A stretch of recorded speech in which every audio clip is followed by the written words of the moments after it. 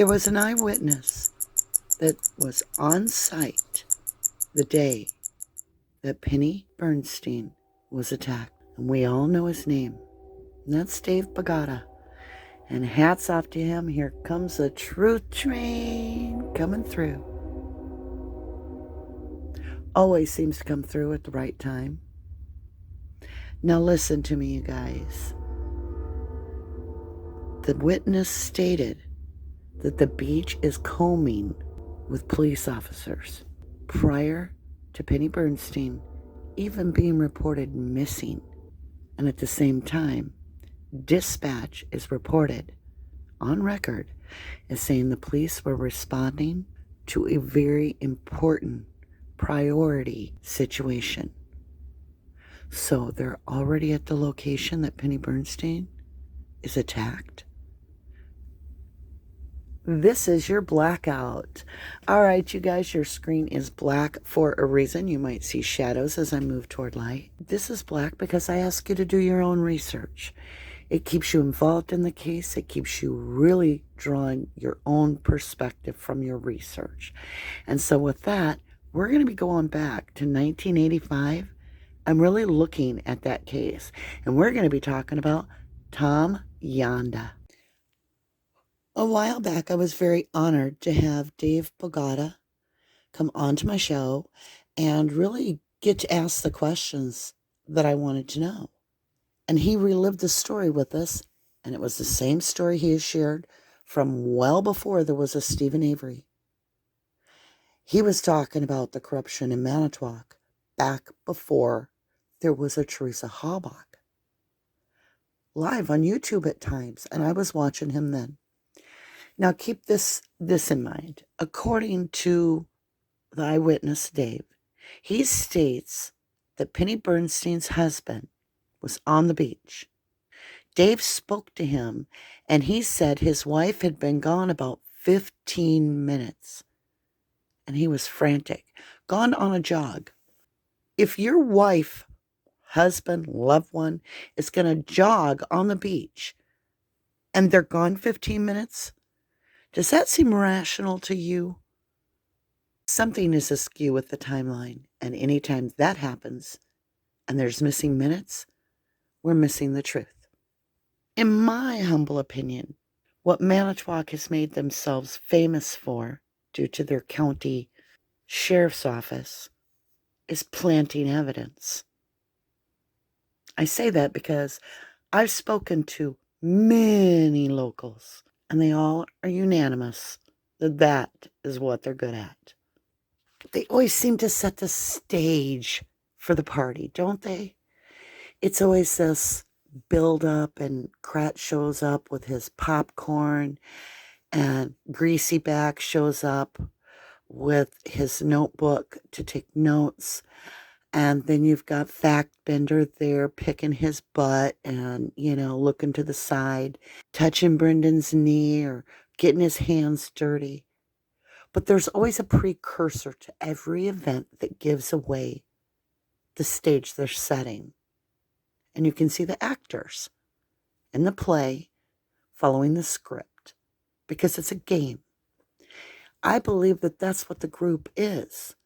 They're playing God with their power to control the lives of the individuals that reside there, just trying to survive and make a living. I would recommend watching the last Blackout about Ronald Feinkel. It put things in a perspective for me of understanding where the script came from for the Avery case. Why fix something that's not broke, right? Who needs to recreate the wheel? We have a proven method over here. It's called framing a guy. And this is how we do it. We just go back and we repeat the same methods we did with Feinkel. And it worked. It definitely worked. Because Feinkel was most likely set up and framed. All on circumstantial evidence. And oh yeah, there was a single hair found. In Feinkel's, it didn't have the hair bulb that it needed for the DNA test. It was broke. That's about the only difference in that 1985 case with Stephen Avery. But you follow me. It's a setup. Before Stephen Avery's 2005 situation arises, we have that pre-incident in 2004 where Barb, Avery, Janda, Tadich's vehicle goes missing. And Manitowoc officers from the sheriff's department, the same ones we talk about all the time, got in that household and they got to interview everyone there. But my question came like an epiphany. Tom Janda would have been in the home at the time. Now, interesting enough, he actually was in the home other times when Teresa Halbach had visited that property. This was the first time Teresa had went to the property that Tom Janda wasn't a resident of.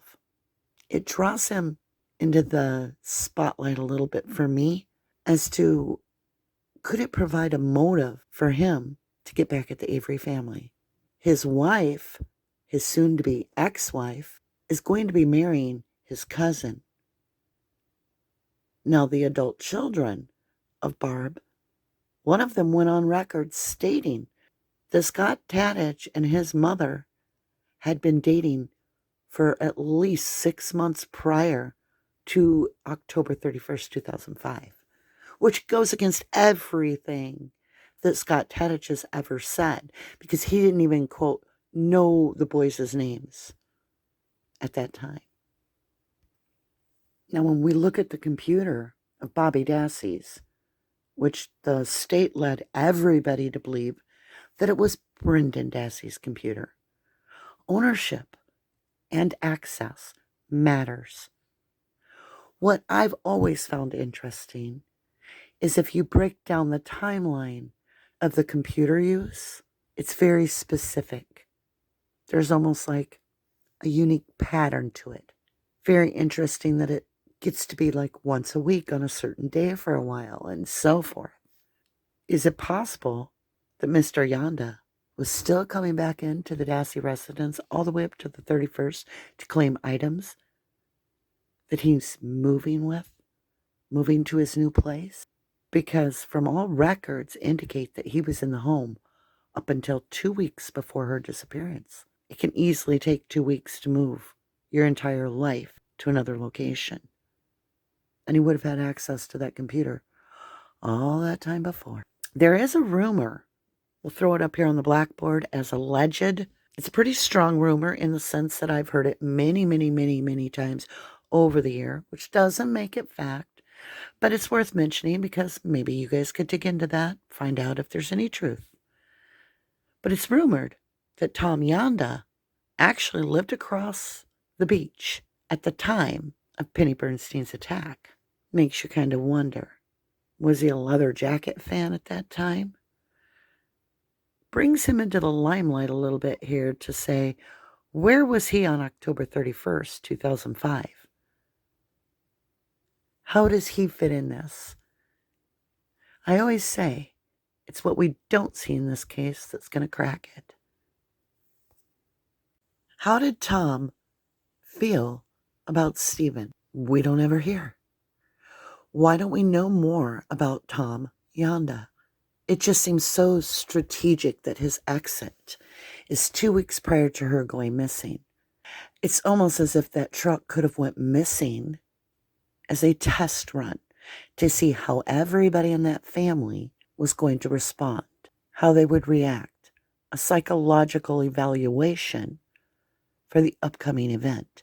Now remember, they had a year from 2002 to 2003 when Stephen was exonerated for the attack on Penny Bernstein to get their game plan going on and get their ducks in a row, if you will. It was later learned, after the vehicle was found that was reported missing, that it was up in flames, and I believe it was on Xander Road. Let's talk about Xander Road. Where do I get Xander Road from, you guys?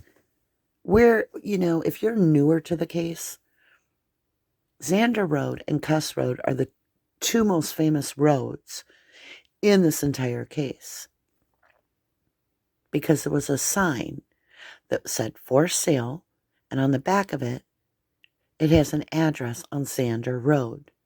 And I believe that's Teresa Halbach's phone number as well, or cell number. It really makes you wonder who wrote that.